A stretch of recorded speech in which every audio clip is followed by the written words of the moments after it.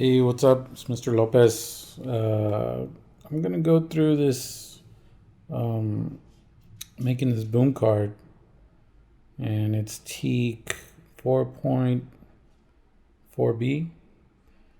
Yeah, 4.4B. It has to do with finding the product of a number you multiply by 10 or 100. And sometimes the kids have problems visualizing it. Like, to me, it's so simple, but I guess their minds are still developing. So if I say, well, just multiply one by that one number that you see and add a bunch of add the zeros that you see, they can't, they have a hard time doing it. So I want to make a boom card to help them out. So here I am on boomlearning.com. And I'm going to make a new deck. And I saw this picture of like an octopus. And it was like an octopus monster, and I wanted to make something like that. So I went on Adobe Stock and found some images. I found this background image here. Right now I'm trying to fit it. And I'm having a hard time making it fit, but making it look the way I want. So I pulled it in as an image. So I'm going to delete it. I'm going to go here towards this background. And it just takes up the whole thing. It's kind of squished, but it looks the way I want it to look. So it's fine. And these graphics also came from Adobe Stock. There's like a set of tentacles. So I got those. And I added the white blocks for where I'm going to put numbers in. And I did that with Adobe Illustrator.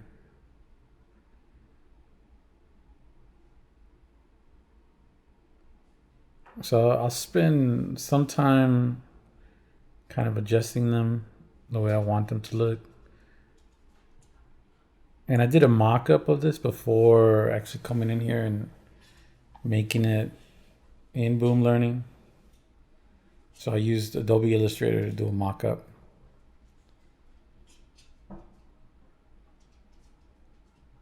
So yeah, I saw this picture of an old map, and it had like an octopus, and then it had like a shipwreck. And I thought, man, I want to make something that looks like that. So I went on Adobe Stock and looked up sea monsters, shipwrecks, sea creatures.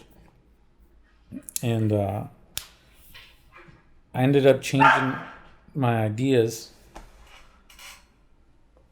So this doesn't actually look the way I originally wanted it to look. I have to excuse my dog. But I think it looks pretty good the way it came out, so I'm not complaining. My idea is modified. Like, I think what made me kind of change the idea was the tentacles. I saw like a set of tentacles, the tentacles you see there, and I thought, man, okay, I like those tentacles. What kind of colors are complementary to that? And then I saw that background. I said, oh man, that's gonna fit. That's perfect.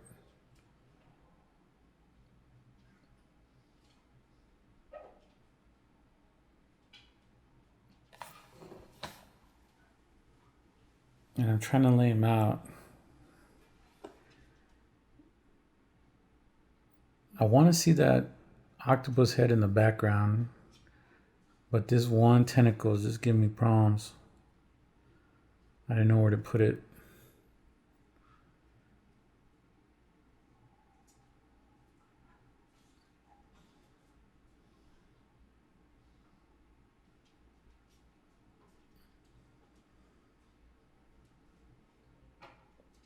So I think at some point I'll go over to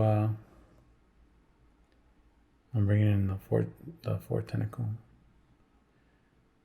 I'm gonna rotate it. I'm gonna not rotate it, I do try to rotate it, but it doesn't look the way I want it to look. Reflect it. I reflect it, so it kind of flip flops it. And then I'm trying to find the best possible layout. And my original idea was the tentacles would be the buttons. So I'll end up turning these images into buttons. So I'm like, okay, well the students can just click on the image.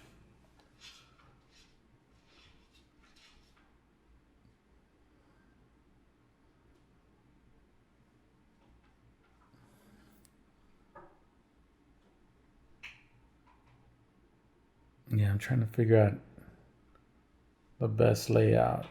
I definitely want to see that octopus head in the back. But I can't put them down here. Like that was it. Obscures it. I mean, that lump in the back could be anything. It'd be a rock.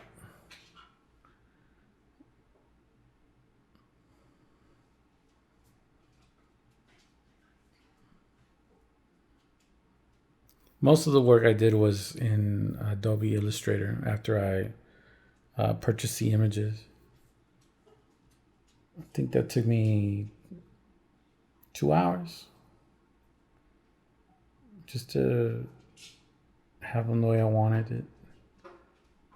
Part of that was I wanted the white answer blocks to sometimes kind of be in the middle of the tentacles. I wanted tentacles in the back, but then also wanted tentacles in the front.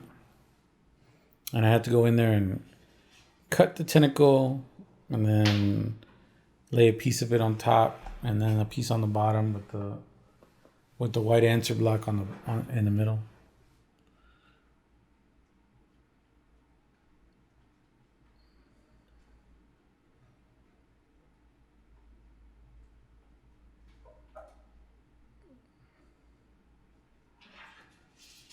So I thought about this. I've been thinking about this since I made the Boomcard with the truck. There was that one part where I was talking about how I can make things draggable, and I took the tires and I just moved them around. That's all I did. I didn't even associate them with drop zone or anything like that. And I thought, man, that's pretty neat because you can basically move around anything on these boom cards. And then you would think, well, most people would use that movability function to have the kids answer a question. And I thought, well, yeah, that's good. I mean, that's what they put it there for. But I mean, you could use it also as a tool to have kids figure it out. Meaning that you could have something on the stage as a boom card, and the students can manipulate it, but it's not part of the answer. It's just a tool for the kids to find the answer, and that's what my thinking was when I started making these boom cards. One, I really wanted an octopus boom card, and yesterday I spent several hours trying to figure out how I could make an octopus and have the octopus move the tentacles, because I thought, well, that's pretty cool if I could figure that out. And I wasted several hours trying to figure it out, and I never could figure out how to make it work. Because I tried doing it in boom cards, and then I tried figuring out if I could do it outside of boom cards and import it somehow. But it was beyond me, and I couldn't figure it out. So definitely wanted to make an octopus card no matter what. And then I spent this morning kind of looking at the teaks and thinking about this past year and some of the struggles I had with not every student. I mean, some students, when I say, yeah, multiply the 1 by that one number and then write it down and then count the zeros and add the zeros behind that number, they'll know what I'm talking about. But there's other kids who kind of struggle with that. And like I said, it makes complete sense to me. I don't know why they would struggle, but I mean, they do, and I don't want them to struggle because it's such a easy thing to multiply by 10 or 100 or anything really, you know. Multiply by 1 and then just add the zeros that you see. It's so simple. But they do struggle with it, and I don't want them to struggle with it. So I thought, well, let me make something that'll help them out. And even though it's not a teak that they test on, it is a teak that's supporting. And I thought, I'll go ahead and do it. So I also got a set of fish on Adobe Stock. I think 9 fish, and then in that blue fish. So I took these fishes and I added this number, and I grouped the number and the fish. And then what I did was I exported it as a PNG file, which is an image file. And then I uploaded them, and these are going to be my movable elements, and they have nothing to do with answering the question. They have everything to do with, and I say a lot. They have everything to do with kind of thinking it out and finding the right answer. But they're not answer elements. And I might do this for other stuff too. I mean, and then I'm trying to figure out what I can do with that fill in the blank. My brain says I could do something with it, but I gotta think about it.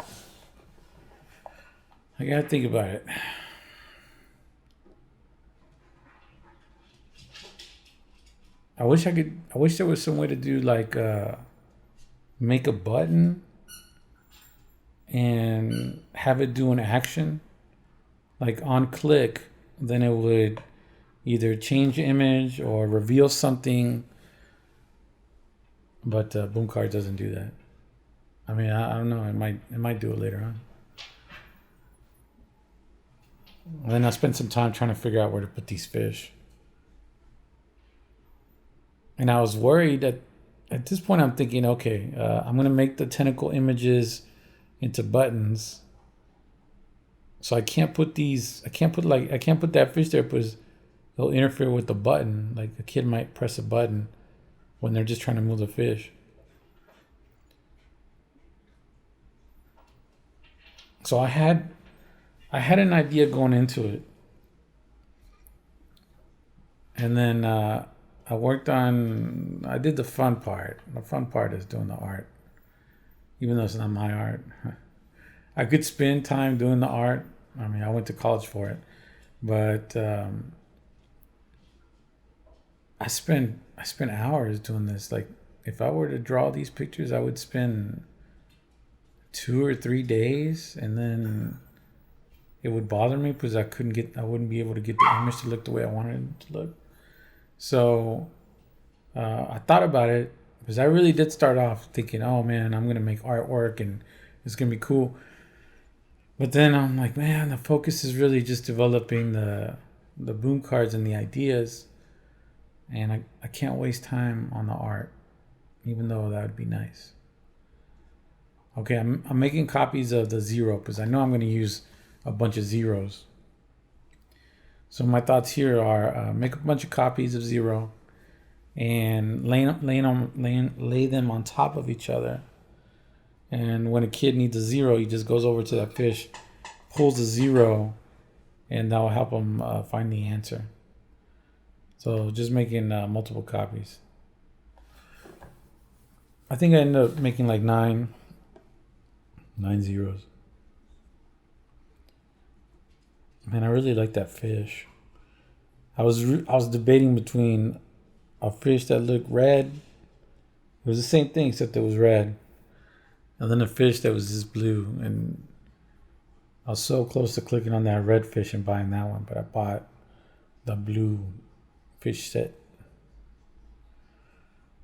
And it came with a set of 6 fishes, and they're all doing something different. Like one of them's angry, one of them's crying or something like that. One of them's got like a question mark, and 2 of them are like smiling. I don't know. I just like the look of this fish. I don't know. So duplicating it, and then I'm selecting them to kind of stack them on top of each other. And my thought was, okay, I'm gonna stack them on top of each other, and then I'm gonna make them draggable, and that's where I made my mistake. It's at this point I should have selected every single one of them and clicked on that draggable and turned them all into draggables, and then align them. So here I'm gonna align them all. I'm going to use the vertical first, and that straight puts them in a line, and then the horizontal will just put them on top of each other. And I forgot to grab one of them, so that's why one of them's like not on top of the other ones. And then I'm just going to spend some time putting this one on there.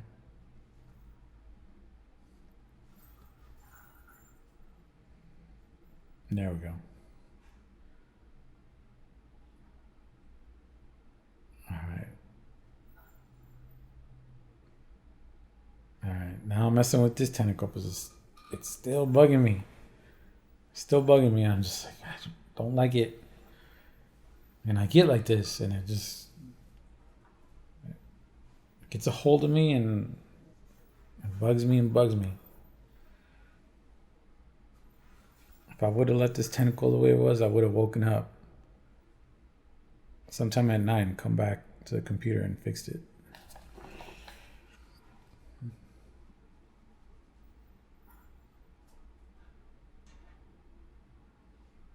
See, I'm thinking, well, what if I move something else? Maybe that'll make me happy.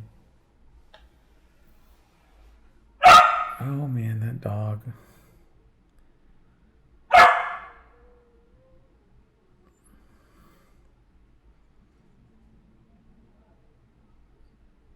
All right, I'm kind of rotating it using these, what do they call those, image tools? Yeah, there. I clicked on that horizontal reflection button, and now it's making me happy.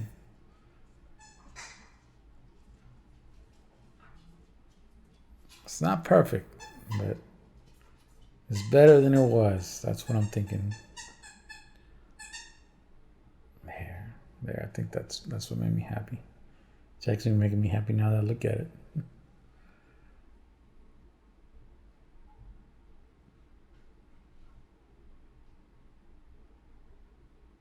And I've been thinking about how to do the multiplication. Multiply 2-digit by 2-digit. That's going to be a big deal. And division. Struggling with that. I mean, honestly, is pen and paper would probably be best, but doing this online learning, that's going to be kind of tough. I want to try to make it fun somehow. All right, so this is where I start turning these tentacle images into buttons. And I'm already thinking, man, this whole image is going to be a button. And that's going to be a lot of real estate. And then the button images are going to overlap each other. See right there, they're kind of overlapping the edges. And I don't know, I don't think you want to do that. Because the kid might select the wrong answer, or they might select the right answer, and then they'll get the other tentacle, and then they'll be confused. Like, well, I clicked on this one. And I want to avoid any kind of confusion. But I didn't really think it out, so now it's going to bug me again. All right, selecting all the fish, and all these fish, I'm going to click on draggable, but there's no drop zone for me. I mean, there's no place that they actually go. You can move them anywhere you want. Here's where I realized my mistake on this fish. The top fish I can select, but I can't select the bottom fishes. So I gotta undo my overlap. And I'm gonna make all these fish draggable one at a time.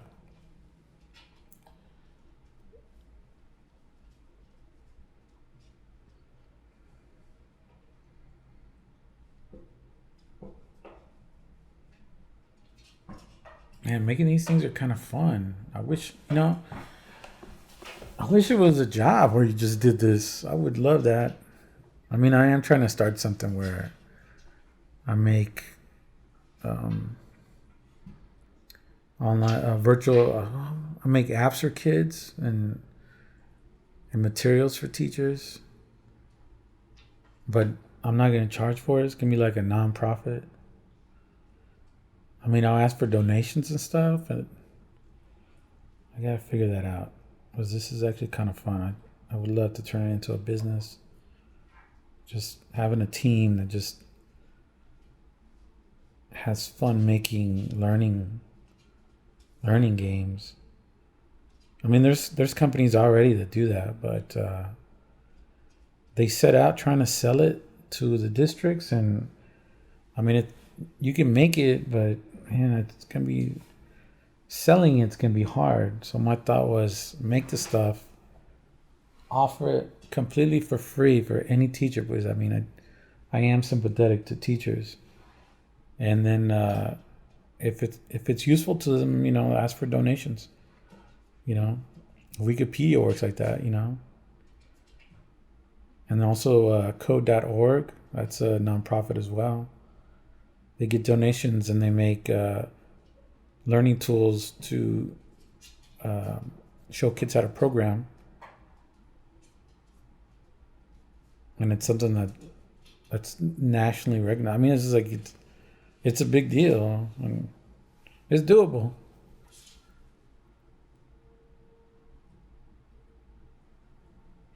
Anyways, that's what I'd love to do that. I'd love to do this. And I know there's teachers out there that love to do this too.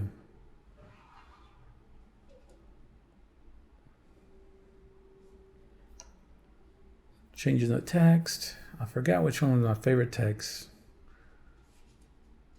Or maybe I wasn't happy with any text today.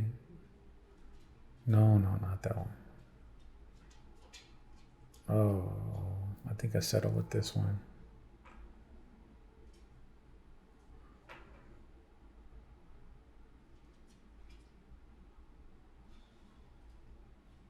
All right, so I'm gonna put my answer text in here. And this is where I start thinking, wait a minute, I could just make the number inside or on top of the image. Like I can make that blue part, I can make that the button. And they wouldn't overlap. They wouldn't overlap like the pictures of the tentacles do.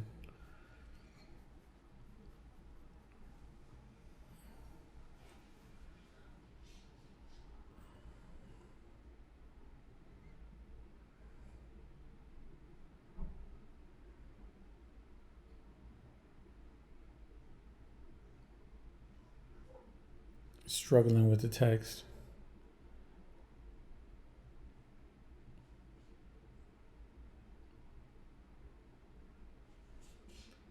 I struggle with the text of the numbers. Struggle with the box. Wasn't happy with the box. Wasn't happy with the way the number was sitting. I put a white background here, but then like the number is not inside. I mean, it's kind of hard to describe it. There was no way I could adjust it. There's more white space on top of the 4 than there is at the bottom of the 4. And I couldn't figure out why it was doing that. And I struggled trying to make it fit inside my image. Because that's how I initially envisioned it. And man, I like doing things my way. And when I think of some way to do it, I mean, it's hard for me to do it another way. I'm just like that.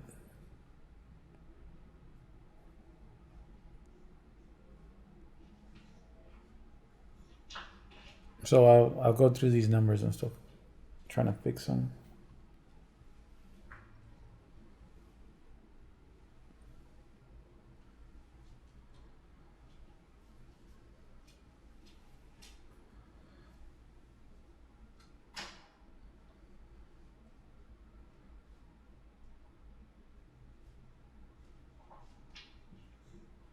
I was also thinking about doing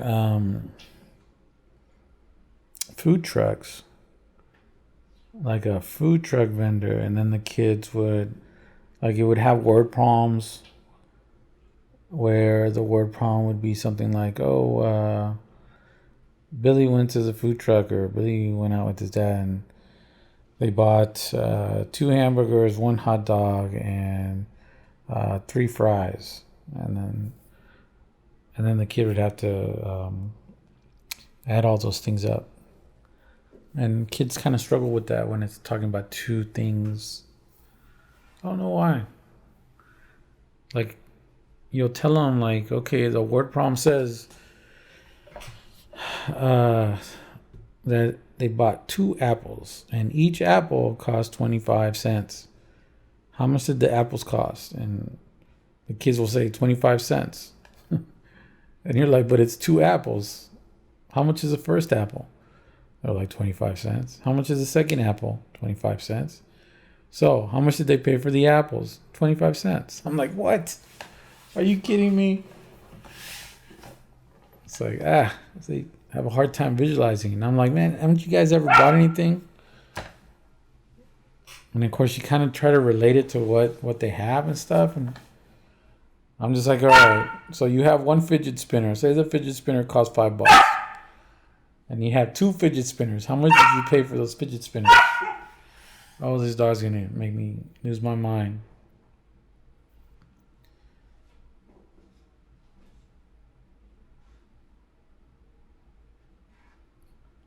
And that's where you tell them, like, okay, listen, draw the apples. You're going to draw 1 apple. And then you draw the other apple.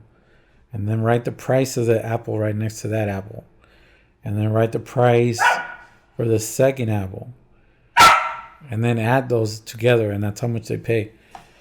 So basically the boom cards that I think I'm going to make next, I'm going to try to tackle that. So I'm going to use food trucks, because I bought a set of food truck images, and I want to play around with them and see what I can do. I'll make a menu, and then I think on the menu I'm going to make the food draggable and the prices draggable, and they'll kind of move them to where another part of the stage where they're going to then add what they have. So I think that's how I might do it.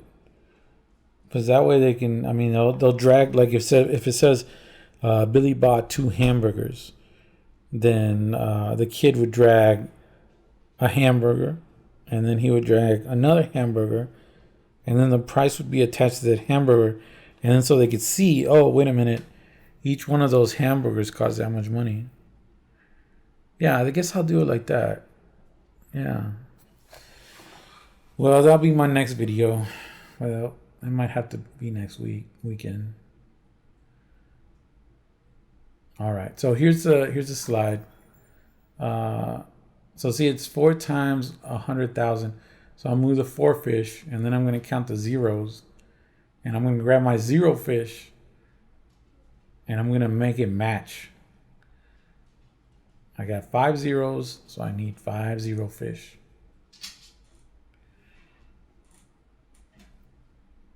There we go.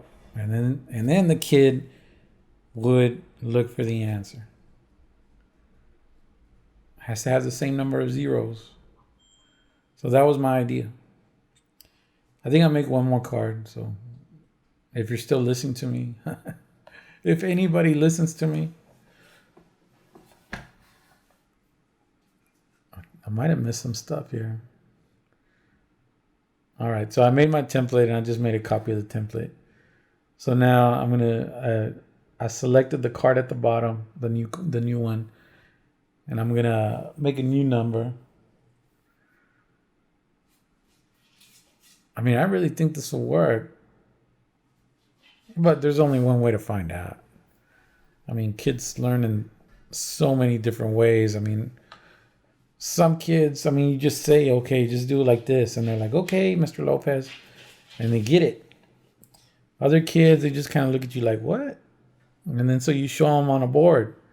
or you show them on the whiteboard or something like that, and then they know. I mean, they're like, oh, wait a minute, that was so easy. And I was like, yeah, I guess auditory learners, and then there's visual learners, and then there's kids that you have to actually have like something solid. I don't get that one, but I guess people are different, and they need like manipulatives to do it. But that's the thing. I mean, teaching online, in the meantime, I need something that works like a manipulative, something that helps these kids out.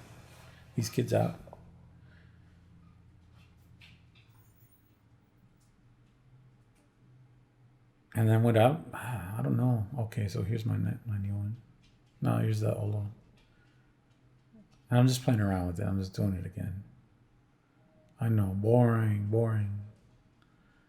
You ever have a kid say that while you're teaching? And that happens to me. I'll wait. Then I wait till when they're explaining something, and I'm like, boring. And then you always have some little girl, Mr. Lopez, you're being a bully. I'm like, what? They did it to me first. There. 80 times 1,000. Man, how easy is that? Well, that's it. That's the end of my video. So, so long, folks. Bye-bye. Goodbye.